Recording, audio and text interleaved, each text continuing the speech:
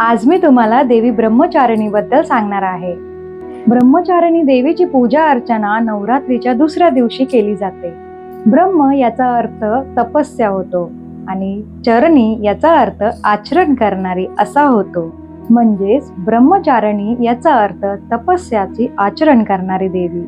देवीने उजव्या हातात जपमाला, डाव्या हातात कमंडलू आणि डोक्यावर एक सुवर्ण मुकुट धारण केले आहे। नवरात्रीच्या दुसऱ्या दिवशी पिवळ्या रंगाचे वस्त्र परिधान करून पूजा करावी, कारण माता ब्रह्मचारिणीला पिवळा रंग खूप आवडतो। तदनाकर पद्माभ्य शमला कमंडलू देवी प्रसिद्धतु मयी ब्रह्मचारिणीय नुतम्मा। याचा अर्थ जिने हातात माळ आणि कमंडलू धारण केले आहे, जिच्यापेक्षा कोणीही उत्तम नाही, अशी ही देवी, हे देवी माझ्यावर तुझी कृपा अशीच राहू दे, असा होतो।